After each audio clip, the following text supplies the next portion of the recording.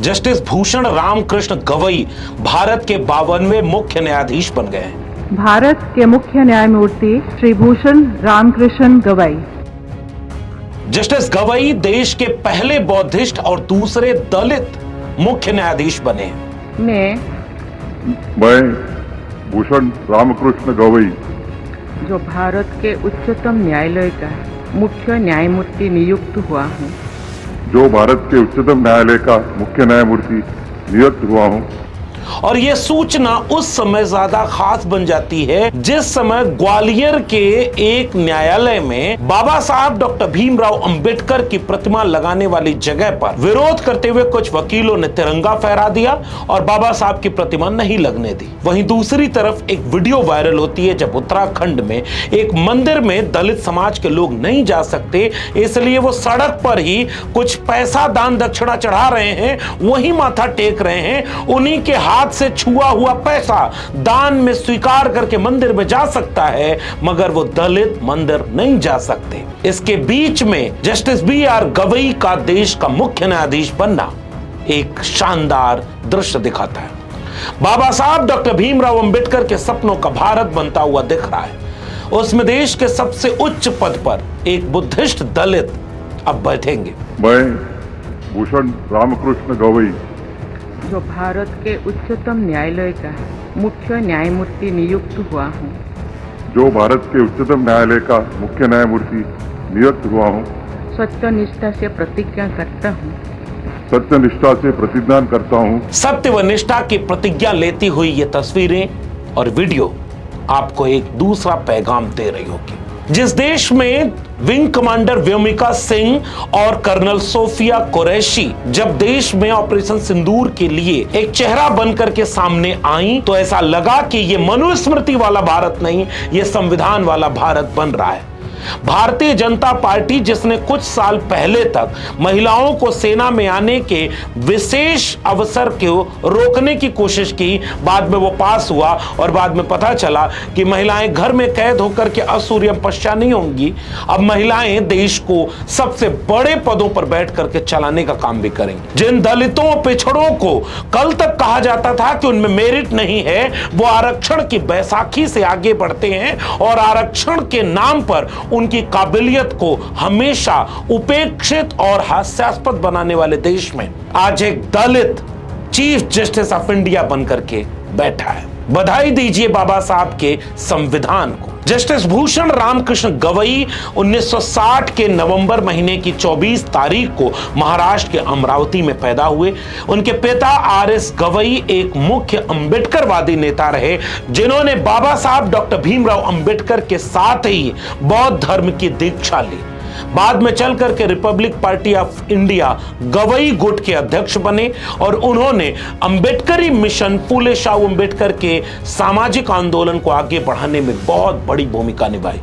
विरासत से अंबेडकरवाद सामाजिक न्याय का विचार लेकर के आगे बढ़ने वाले जस्टिस बी.आर. गवई 16 मार्च 1985 को वकालत शुरू करते हैं। बॉम्बे हाई कोर्ट में पहले प्रैक्टिस करते हैं, बाद में नागपुर बेंच में संवैधानिक और प्रशासनिक मामलों में विशेषज्ञता हासिल करते हैं। 14 नवंबर 2003 को बॉम्बे हाई कोर्ट के अतिरिक्त न्यायाधीश नियुक्त होते हैं। 12 नवंबर 2005 को स्थायी न्यायाधीश बनते हैं और 24 मई 2019 को उन्हें सुप्रीम कोर्ट का न्यायाधीश चुना जाता है। जस्टिस गवई की बात इसलिए भी बड़ी खास हो जाती है कि आज वो जब देश के 52वें मुख्य न्यायाधीश नियुक्त हो गए और राष्ट्रपति द्रौपदी मुर्मू ने उन्हें शपथ दिलाई। राष्ट्रपति का राष्ट्रपति बनाया जाना एक अलग प्रक्रिया है और मुख्य न्यायाधीश बनना एक अलग प्रक्रिया है। दोनों की अपनी वजहें हैं और दोनों के अपने कारण हैं। इन दोनों बातों को पीछे रख दें तो यह दृश्य कितना खूबसूरत दिख रहा है कि महामहिम राष्ट्रपति की कुर्सी पर एक आदिवासी तबके की महिला खड़ी है और दूसरी तरफ मुख्य न्यायाधीश की कुर्सी पर देश के हाशिए पर ढकेल दिए गए शेड्यूल कास्ट यानी दलित समुदाय से आने वाले जस्टिस बी.आर. गवई खड़े हैं। ये बाबा साहब के संविधान का दृश्य है, वरना कुछ लोग ऐसे आदिवासी महिला और एक दलित व्यक्ति को देश चलाने में बड़ी भूमिका नहीं देना चाहते थे। इस पर तो हम लगातार बोलते रहे हैं, लेकिन जस्टिस गवई का जस्टिस बनना बहुत अहम है। जस्टिस गवई के अब तक के कार्यकाल को जब हम याद करते हैं तो पता चलता है कि नोटबंदी के 2023 के मामले में उन्होंने 2016 की नोटबंदी को संवैधानिक रूप से सही साबित करने वाली बहुमत की बेंच में खुद शामिल होते हैं। जहां एक तरफ 2016 की नोटबंदी को जब सुप्रीम कोर्ट में चुनौती दी गई, तो 2023 में जब उसका फैसला हुआ तो बहुमत की तरफ जस्टिस बी.आर. गवई खड़े थे कि नोटबंदी का फैसला सही है। धारा 370 के संशोधन के केंद्र सरकार के फैसले को बरकरार रखने में एक भूमिका जस्टिस बी.आर. गवई की रही। इसी पीठ ने तत्कालीन जम्मू और कश्मीर को विशेष राज्य का दर्जा दिया। Justice B R. गवई ने 7 जजों की संविधान पीठ में, जिसमें से 6 और 1 के अनुपात से बहुमत का फैसला सुनाया गया, राज्यों को अनुसूचित जातियों के भीतर उपवर्गीकरण बनाने का संवैधानिक अधिकार है ताकि आखिरी व्यक्ति तक आरक्षण पहुंचे।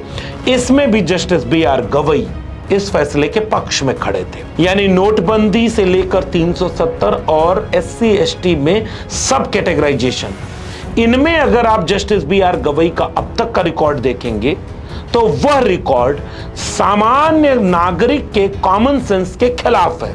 मैं सामान्य नागरिक कह रहा हूं, सरकार नहीं कह रहा हूं।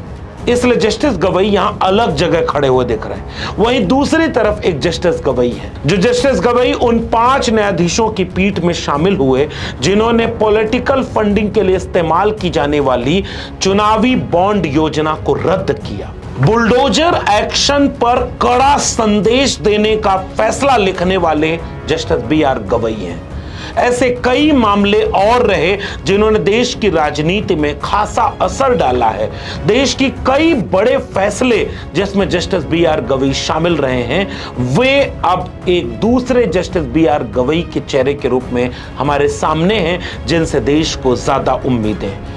52वें मुख्य न्यायाधीश बनने के बाद नवंबर 2025 तक के अपने कार्यकाल के पहले जस्टिस बी.आर. गवई के सामने कुछ मुद्दे इम्तिहान की तरह खड़े हों। वक्फ संशोधन अधिनियम 2025 की संवैधानिक मान्यता को लेकर के 15 मई 2025 को जो अगली कार्रवाई है, वो पहली कार्रवाई होगी जिस पर पूरे देश की नजर होगी। ANI द्वारा विकीमीडिया फाउंडेशन के खिलाफ दायर मानहानि मामले में दिल्ली उच्च न्यायालय ने विकीपीडिया पर संबंधित लेख हटाने का आदेश दिया था। सुप्रीम कोर्ट ने इस आदेश को रद्द करते हुए अभिव्यक्ति की स्वतंत्रता की रक्षा की, जो डिजिटल युग में मीडिया की स्वतंत्रता के लिए महत्वपूर्ण है, जो आपके सामने होगा।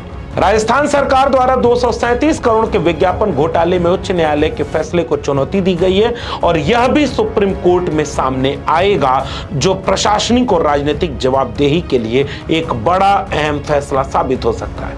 हम जानते हैं कि मार्च 2025 तक सुप्रीम कोर्ट में 81,394 मामले लंबित हैं।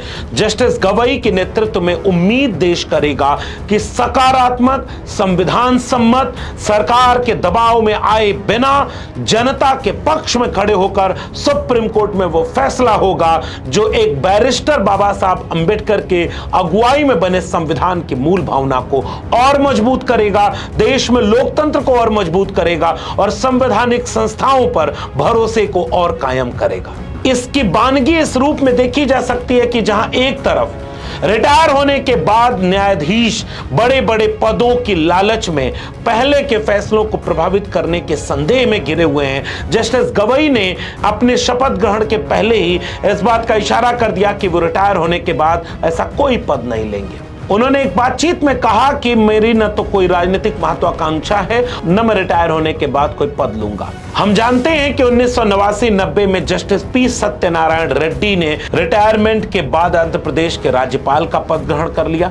1990-91 के समय जस्टिस रंगनाथ मिश्रा ने कांग्रेस की तरफ से राज्यसभा की सदस्यता ले ली। वहीं 2013-14 में जस्टिस पी सदाशिवम रिटायर होने के बाद केरल के राज्यपाल बन गए।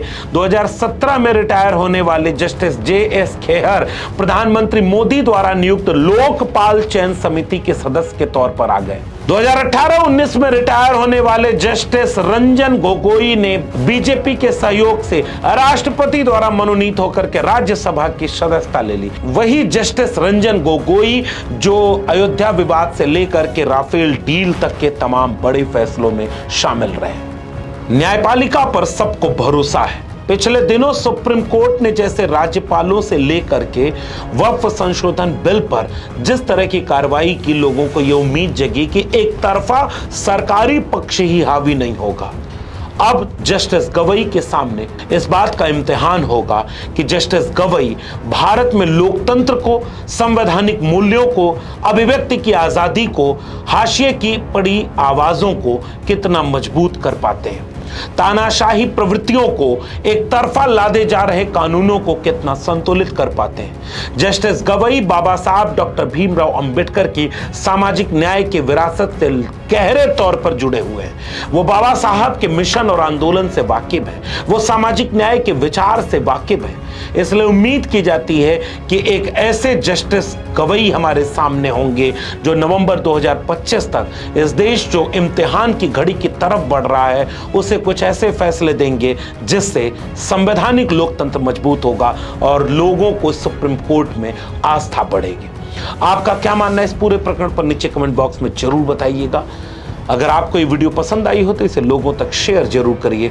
अगर आपने मेरे चैनल को अब तक सब्सक्राइब न किया हो तो इसे सब्सक्राइब जरूर कर लीजिए। बेल आइकॉन दबाएंगे तो अगली वीडियो की सूचना आप तक मिल जाएगी और ज्वाइन करेंगे तो हमें आर्थिक मदद मिलेगी जिससे हम बेबाकी से अपनी बात रखते आएंगे। अगर आप इस वीडियो को ट्विटर यानी एक्स या फेसबुक पर देख रहे हैं तो हमें फॉलो करना मत भूलिएगा। फिर मिलेंगे, तब तक के लिए बहुत बहुत धन्यवाद।